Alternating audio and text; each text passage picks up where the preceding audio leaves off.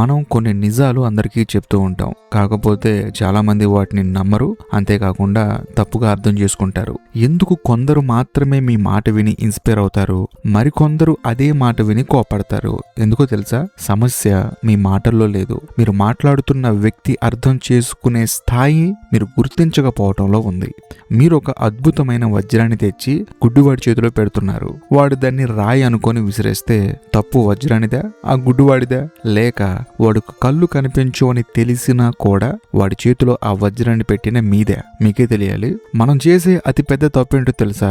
మనకి తెలిసిన సత్యాన్ని మనకు నచ్చిన రీతిలో ఎదురుగా ఉన్నవాడు ఎలాంటి వాడైనా సరే వాడి నెత్తిన రుద్దాలని చూడటం. ఎదుటి మనిషి ఒక ఖాళీ పాత్ర అనుకుంటాం, కానీ వాడు ఇప్పటికే కొన్ని వందల అపార్థాలు, అహంకారాలు, పాత నమ్మకాలతో నిండిపోయిన ఒక మురికి కుండ. ఆ కుండలో మీరు ఎంత అమృతం పోసినా అది మురికిగానే మారుతుంది. జీవితంలో మీరు ఎప్పుడైనా గమనించారో లేదో, మీరు అత్యంత ప్రేమతో ఒకరి బాగు కోసం చెప్పిన మాటలే చివరికి వాళ్ళతో మీకున్న బంధాన్ని తెంచేస్తాయి. అప్పుడు మీరు కూర్చొని ఏడుస్తారు. నేను మంచిదే చెప్పాను కదా, వీడికి నా ప్రేమ అర్థం కాలేదని చెప్పేసని బాధపడతారు. కానీ అసలు నిజం ఏంటంటే మీ ప్రేమ కాదు, మీ మూర్ఖత్వమే ఆ బంధాన్ని ముంచేసింది. ఒక చిన్న పిల్లవాడికి మీరు క్వాంటమ్ ఫిజిక్స్ చెప్తే వాడు ఏమనుకుంటాడు? వాడికి అర్థం కాదు సరే, కానీ మీరు వాడిని బలవంతం చేస్తే వాడు మిమ్మల్ని చూసి భయపడతాడు, మీ నుంచి పారిపోతాడు. ఇవాళ సమాజంలో జరుగుతున్నది అదే. పూర్తిగా క్రోధంలో, ఈగోలో మునిగిపోయిన మనిషి దగ్గరికి వెళ్ళి మీరు ప్రశాంతంగా ఉండాలి, ధ్యానం చేయాలని చెప్పేసి లాజిక్లు చెప్తే ఆడి ఖచ్చితంగా కోపం వస్తుంది. ఆకలితో కడుపు కాలిపోతున్న వాడికి ఫిలాసఫీ చెప్తే వాడు మిమ్మల్ని శత్రువులా చూస్తాడు. వాడికి ముందు కావాల్సింది ఒక ముద్ద అన్నం, జ్ఞానం కాదు. ఓషో గారు ఒక అద్భుతమైన మాట చెప్తారు. ఈ ప్రపంచంలో ఏ ఇద్దరు మనుషులు ఒకే మానసిక స్థితిలో ఉండరు అని. సో ప్రతి ఒక్కరూ తనదైన ఒక ప్రత్యేకమైన భ్రమంలో, ఒక సొంత ప్రపంచంలో బ్రతుకుతున్నారు. నువ్వు మాట్లాడే మాట వాడి ప్రపంచాన్ని ముక్కలు చేస్తుంటే వాడి నిన్ను ఎలా సహిస్తాడు? నువ్వు చెప్పేది పరమ సత్యమే కావచ్చు, కానీ అవతలి వాడికి అది ఒక పెద్ద అవమానంలా అనిపించొచ్చు. సమస్య ఎక్కడుందో తెలుసా?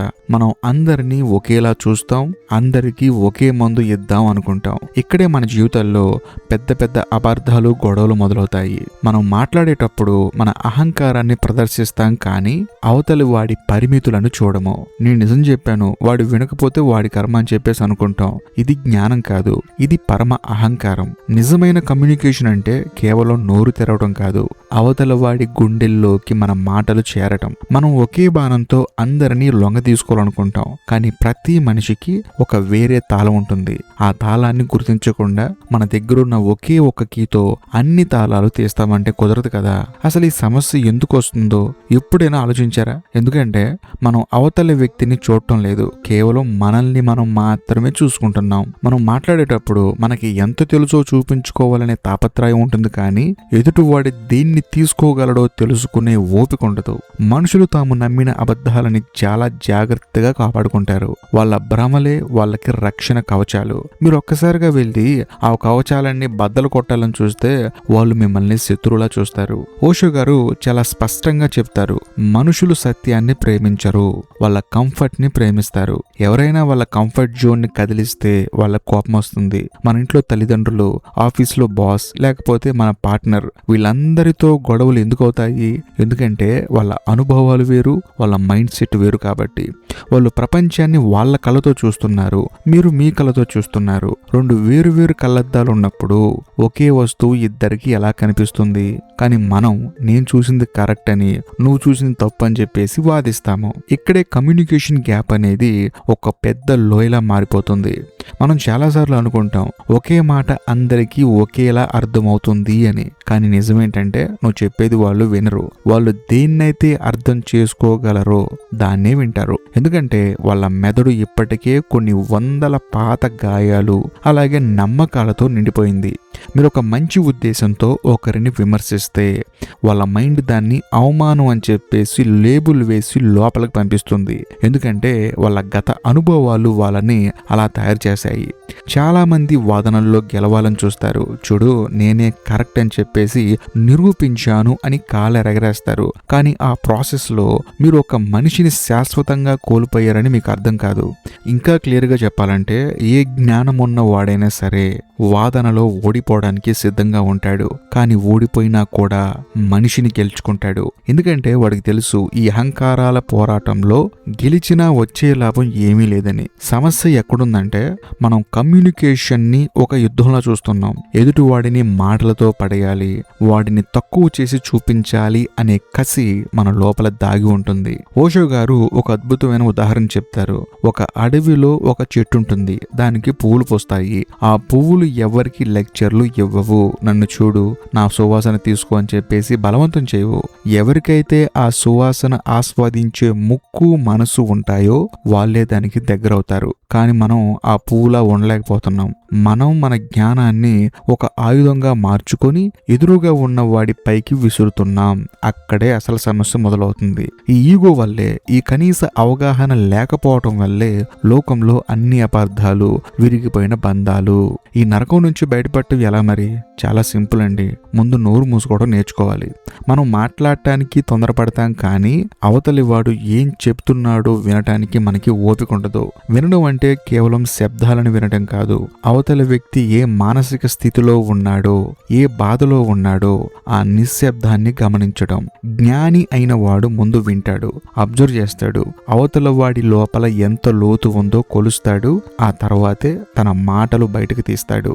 ఒక లీడర్ ప్రజలతో మాట్లాడేటప్పుడు వాళ్ళ స్థాయికి దిగి మాట్లాడాలి. ఒక టీచర్ స్టూడెంట్ అర్థం చేసుకునే రీతిలో చెప్పాలి. ఒక తల్లి తన చిన్న పిల్లవాడితో వాడి ముద్దుల భాషలోనే మాట్లాడుతుంది. ఎందుకంటే ఆ పిల్లవాడికి తల్లి ప్రేమ అర్థం కావాలంటే ఆ భాషే కరెక్ట్.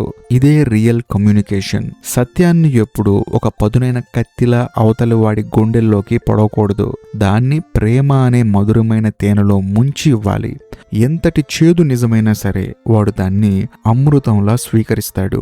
ఓషో గారు ఒక అద్భుతమైన సూత్రాన్ని చెబుతారు.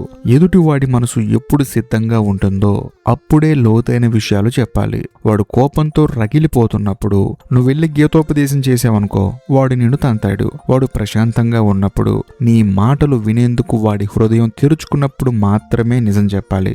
అందుకే గొప్ప గొప్ప వ్యక్తులు ఎప్పుడు డైరెక్ట్ గా లెక్చర్లు ఇవ్వరు. వాళ్ళు కథలు చెప్తారు, చిన్న చిన్న ఉదాహరణలు ఇస్తారు. ఎందుకంటే మన మెదడు ఫ్యాక్ట్స్ కన్నా కథలనే ఇష్టపడుతుంది. కథలు ఈగోని దెబ్బతీయవు, అవి మెల్లగా గుండెల్లోకి ప్రవహించి అక్కడ ఆలోచనల విత్తనాలు నాటుతాయి.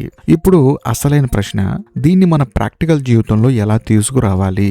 ఈ ఒక్క సూత్రం మీ మైండ్ లో ఫిక్స్ చేసుకోండి. అందరికీ ఒకే మందు పని చెయ్యదు. మీరు మాట్లాడే ప్రతి మాట అవతల వాడి మానసిక స్థితిని బట్టి మారాలి. ఎదుటివాడు కోపంలో ఉంటే వాడికి కావాల్సింది మీ లాజిక్ కాదు, మీ ప్రశాంతత. బాధలో ఉంటే వాడికి కావాల్సింది మీ విమర్శ కాదు, మీ భరోసా. విజయంలో ఉంటే వాడికి మీ అసూయ కాదు, మీ నిజాయితీ గల అభినందన కావాలి.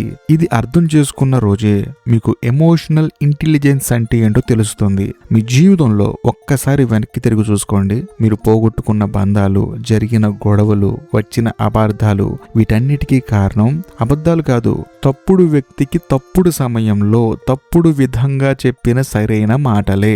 అవును, మీరు చెప్పింది నిజమే కావచ్చు, కానీ చెప్పిన విధానం పరమ దరిద్రంగా ఉంది. ఇందుకే ఇకనైనా వాదనల్లో గెలవడం ఆపేయండి. ఈగో సాటిస్ఫాక్షన్ వల్ల వచ్చేది ఏమీ లేదు, చివరికి ఒంటరితనం తప్ప. నిజమైన జ్ఞాని చాలా విషయాలు తెలిసినవాడు కాదు, ఎదుటి వ్యక్తి ఎంతవరకు తీసుకోగలడో తెలుసుకొని అంతవరకే చెప్పగలిగేవాడు. చివరిగా ఒక మంచి మాట చెప్తాను వినండి. కమ్యూనికేషన్ అంటే గెలవడం కాదు, మనుషులను కలపడం. జ్ఞానం అనేది అవతలి వాడిని తక్కువ చేసి చూపించే అహంకారం కాకూడదు, వాడిని పైకి లేపే ఒక నిచ్చెన కావాలి. మేధావి ఎప్పుడూ వాగుతూ ఉండడు, సరైన వ్యక్తికి సరైన సమయంలో సరైన స్థాయిలో మాత్రమే మాట్లాడతాడు. నిజమైన జ్ఞానం అంటే ఎక్కువ పుస్తకాలు చదవటం కాదు, ఎదుటి మనసుని సరిగ్గా చదవగలగటం. ఈ ఒక్క మార్పు మీ మాటల్లో వస్తే మీ జీవితం, మీ బంధాలు, మీ విలువ పూర్తిగా మారిపోతాయి.